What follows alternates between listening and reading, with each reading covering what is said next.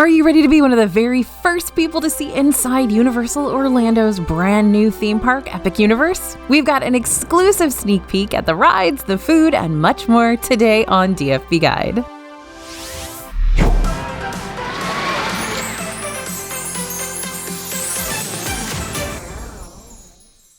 Hey everybody, it's AJ for Disney Food Blog. We are so excited to bring you along with us to see inside Epic Universe. We were finally allowed to film and take pictures, and we can share them with you. So this new park is made up of 5 themed lands: Celestial Park, Wizarding World of Harry Potter, Ministry of Magic, Super Nintendo World, How to Train Your Dragon, Isle of Berk, and Dark Universe. 11 new rides, new shopping and dining. This park is massive, and we cannot wait to explore it with you. When you first enter Epic Universe, you're walking into Celestial Park. This serves as the main hub area of the park, and this is where you're going to access the portals to each of the other lands. But it's got some major rides all its own. The area is massive, something that seems to be a pretty defining characteristic of the park as a whole. Universal went big. There are large pathways and a lot of them, so even on super busy days, this area shouldn't feel too claustrophobic. It was designed with crowds in mind. Even though it's a large space, there is a ton of detail, and the fountains are the star of the show. The fountains are constantly moving and dancing, and there's even a water play area for kids. Celestial Park may not be the land people are the most excited about, but it's set up to be kind of a centering point between all the portals to different lands. But this isn't just a transition space. You're going to want to leave time to experience the restaurants and rides in Celestial Park too, even though I know you're probably more excited about the other portals. There are 2 rides in this land. Constellation Carousel is a cute twist on a classic carousel where you ride on different animals that represent constellations. There are several different types of seats on this one. You got the classic carousel type and then some more accessible bench options too. Stardust Racers is a dual launch coaster that races against itself, with the coasters twisting back and forth throughout the ride. This one is intense. Celestial Park has the most restaurants and snack stops out of all the lands in Epic Universe, which means a lot of folks will be dining here, and you've got options for everyone. Atlantic is an upscale table service restaurant, while the Blue Dragon will serve Pan-Asian dishes. These are the only 2 table service restaurants in the park. The rest are quick service or snack stands. Bar Zenith and Celestiki offer cocktails and other unique beverages, and the Plastered Owl will serve up beers. For quick meals, you've got Comet Dogs for hot dogs, Meteor Astro Pub for some savory fare, Pizza Moon for your pizza fix, Star Sui Bao for Asian eats and bao buns, and the Oak and Star Tavern for barbecue. Now, we did get a chance to try the Oak and Star Tavern during our visit. This is where you want to go if you love big platters. It's the kind of barbecue platter you're going to find at Universal's other parks, so it was nothing particularly unique. We'll be back to try all the other food in Epic Universe as soon as we can. If you're a soda goblin like me, keep an eye out for the Celestial Spritz, a specialty drink on those Coke freestyle machines. Celestial Park is also home to the ice cream stand Frosty Moon and one of the 2 Starbucks locations inside Epic Universe. If the shops inside the other lands of Epic Universe get a bit too crowded, you can find some of the same merchandise in Celestial Park, including an entire Nintendo store. You're also going to find a Christmas shop in Celestial Park, since canonically, Santa has stopped by to open one.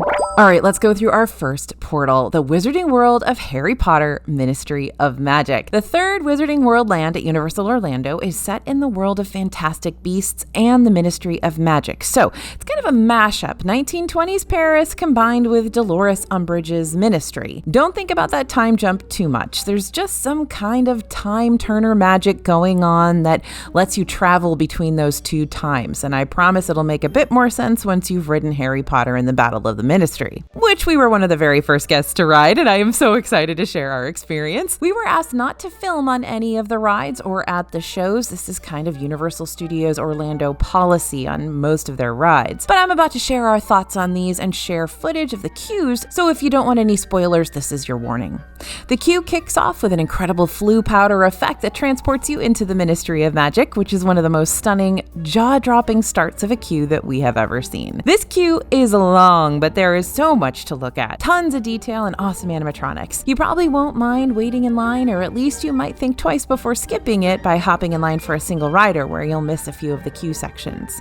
Basically, you stepped out of 1920s Paris into 1990s London and then into the Ministry of Magic. Dolores Umbridge is being brought to trial, but she escapes, and the ride follows Harry, Ron, and Hermione as they chase Umbridge and some Death Eaters through the Ministry. You're going to find yourself in parts of the Ministry we haven't seen on film before, in the Department of Magical Creatures and in the Time Room, where all that wonky time magic might make a little more sense. In the end, justice is served and you're back out to enjoy 1920s Paris again. The ride itself is a motion simulator and does use screens, but the technology is way beyond that of the other Wizarding World rides in Universal Studios and Islands of Adventure. There are no 3D glasses, and it's hard to tell at times what parts of the ride are screens and which are physical sets or animatronics. All those elements are in the ride, but they blend together seamlessly. There are some small drops in this ride, similar to Rise of the Resistance, but not quite as intense. It's also quite similar to the Amazing Adventures of Spider-Man and Islands of Adventure. There are lots of little nods to die-hard fans of the books, though the overall story of the ride is a fully original story that is not in the books or movies. You're attending the trial of Dolores Umbridge, and things go wrong. Overall, the Ministry doesn't have quite the same nostalgic pull as the other Harry Potter rides in the other parks, but it captures the same magic, and the technology is incredible to create a really exciting and fun ride that will definitely be one of the more popular rides in Epic Universe. In addition to this one, there's also Le Cirque Arcanus, which is a circus-themed stage show featuring puppets and creatures from Newt Scamander's suitcase. There are several places to grab something to eat in the Wizarding World of Epic Universe. For your butterbeer fix, stop by the Beer Cart. I am very bad at saying that.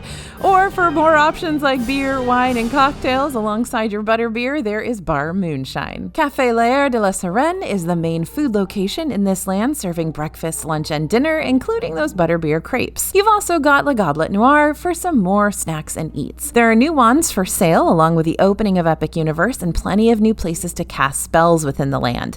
If you've used the wands in Universal Studios and Islands of Adventure, you're going to be familiar with the concept, and you can use those wands here as well. There are several other shops in the Wizarding World featuring some merch unique to Ministry of Magic. Now, we have more to talk about in the video, but if you want to be even more prepared for the opening of Epic Universe, we've got our free guide with everything you need to know about the park, from ride height requirements, info on every single restaurant and show, maps to help you navigate the park, and you can get your guide for free by scanning that QR code, or if you're watching on your phone, heading to disneyfoodblog.com/epic.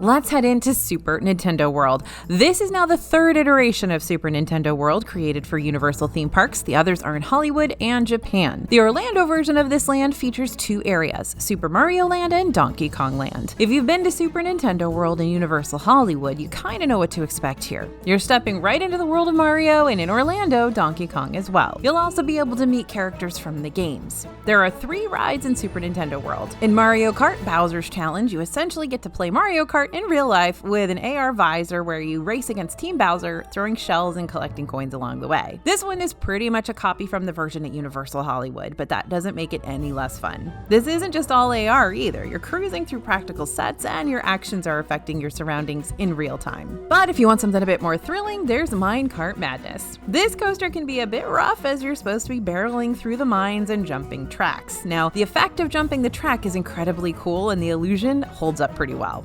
While it is thrilling, we definitely still consider this more of a beginner coaster. Yoshi's Adventure is a good one for smaller kiddos since it has a lower height requirement than the other Nintendo rides at 34 inches. Plus, it's a slow-moving dark ride where you hunt down glowing eggs. Kids will love this one. Everyone else will think it's pretty cute. Toadstool Cafe is the main restaurant in Super Nintendo World with character-themed burgers and mushroom soup and, of course, all kinds of fun novelty stuff. If you're looking for a quick snack, you got a few more options like the Bubbly Barrel, Yoshi's Snack Island, and Turbo Boost Treats. If you're a big Nintendo fan, you will likely want to pick up a power-up band that will let you interact with the land even more and earn digital coins by punching blocks and playing interactive games. Moving over to How to Train Your Dragon Isle of Berk. This is set between the first and second How to Train Your Dragon films and brings you right into the story. All of the team members in the land are in character, welcoming you to the Isle of Berk, and this land is massive. It is the largest section of Epic Universe. There's a lot of water in this area, making it feel all the more real, and while you can see coasters in the land and you do feel like you're in a theme park, it's still quite immersive, and if you're a fan of the franchise, you're going to be pretty happy here. You can meet Hiccup and Toothless. It's a very cute meet and greet. You don't want to miss it. We didn't see anyone when we were there, but we have been told that dragons will fly over the Isle of Berk, so definitely keep an eye skyward when you're in the park. Let's go to Dragon Racers Rally first. First up, the wing controls are heavy and you have to really use some strength to get them to work. Keep that in mind for smaller kiddos, but don't discount it. Just because it's our least favorite ride in Isle of Berk doesn't mean it's not fun. Fire Drill is perfect for those hot Orlando days when you're looking to get wet. In this boat ride, you are actively trying to soak the other team with water guns. You might not get totally soaked, but you 100% will get wet. Hiccup's Wing Gliders is a great family coaster that's exciting while still relatively tame. Definitely less intense than Hagrid's Motorbike Adventure. And kids can play in the Viking Trainee Camp playground as well. The Untrainable Dragon is a definite must-do. Kids are going to love this one, and it'll get you a seat in the AC for a little while. Again, we weren't able to film the shows, but trust us when we say you must see Toothless fly at this show. The mac and cheese cones at Hooligans Grog and Gruel are definitely going to be a hit, but you can also grab some healthier eats at Spitfire Grill or some hearty dishes along with some mead at Mead Hall. The adoptable dragons at Toothless Treasures are for sure going to be a top souvenir, but there's plenty of other merch throughout the land. If you're just as excited about Epic Universe as we are and you can't wait to rep your favorite theme park land with a new tee, we've got you covered. Over at dfbstore.com right now, you can pick up 2 designs inspired by Epic Universe, including our brand new Monsters on Vacation and I Solemnly Swear designs available in tees, sweatshirts, mugs, and more.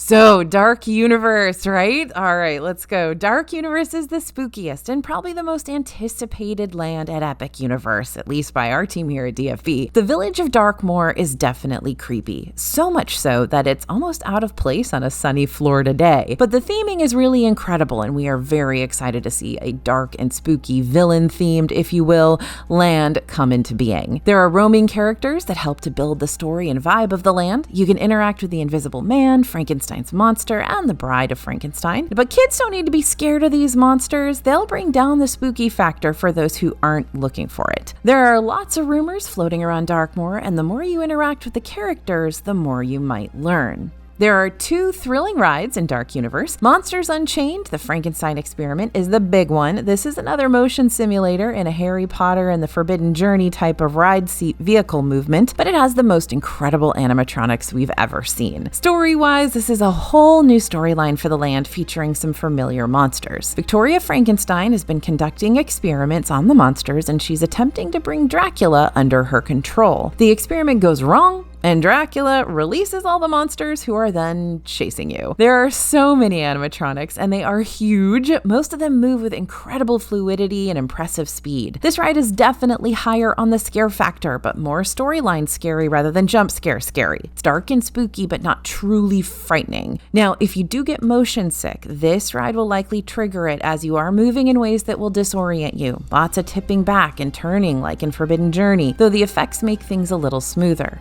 Overall, this is a very fun and impressive ride if you're a fan of animatronics and some light spookiness. After Monsters Unchained, Curse of the Werewolf can be a bit of a letdown. This is a relatively short ride, which can be a bummer if you've waited a long time in line. The spinning action is free spinning based on the weight and load of the car, kind of like a mousetrap coaster or like a tilt-a-whirl, you know what I mean. This one does spin, making it really fun and unique. Kids love it. But if you're an adult who can't quite handle, the tilt-a-whirl sort of situation anymore, you may think twice about this one in terms of motion sickness. Curse of the Werewolf does have some smaller, more restrictive seats, so that's something you may want to keep in mind if you're thinking about riding this one too. It's not overly intense, though you will encounter 2 werewolves, but generally we'd consider this a fun, not too scary coaster. Dark Universe is home to some of the coolest themed restaurants in the park too. You've got the Burning Blade Tavern. It has a literal burning windmill blade on top, and Das Steakhouse serves spooky vampire vibes and hearty meals. There's also the snack stand, DeLacy's Cottage, if you need more monster fuel.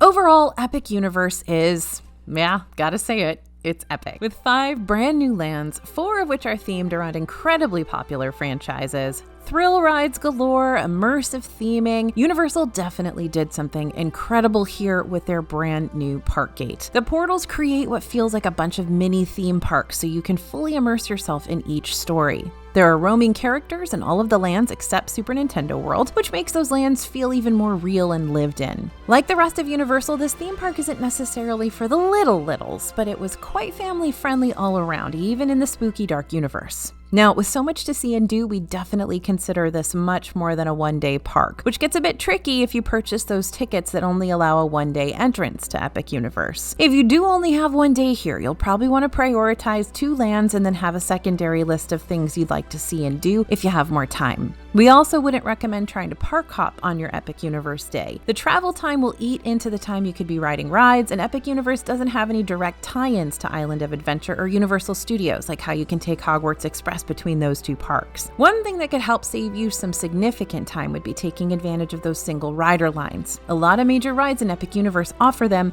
but you won't be able to ride with your family as you will be split up to fill in the single seats. If you want to keep the group together and you're down to splurge a little bit, many rides at Epic Universe offer Express Pass. That's Universal's paid skip the line service. Express Pass starts at $129.99 per person per day. And if you want to ensure an even more exclusive experience, Epic Universe is offering VIP tours starting at $380 per person. Tickets are on sale now to visit Epic Universe, including those one-day tickets for dates beginning in June. Universal has not announced how they plan to handle crowd levels in the opening days of Epic Universe, but we're expecting there may be timed entry to lands through the use of virtual queues like we saw when Super Nintendo World opened over in Universal Hollywood. We'll let you know as soon as we learn more. So that is our first preview of Epic Universe for you, where we've been able to actually share our videos and photos. We'll be back in the park soon, bringing you even more Epic Universe and Universal Orlando news and updates. For all the latest, including info about potential annual pass holder previews and an in-depth look at the brand new Helios Grand Hotel, be sure to sign up for our free newsletter. Our newsletter subscribers get all that info first. The link to sign up is in the description. Thanks for coming along with us today. We had a blast, and I'm so glad we could finally show this land to you. Stay tuned, there's lots more. Thanks for listening, everyone, and thanks for watching. As always, this is AJ for Disney Food Blog, and we'll see you real soon.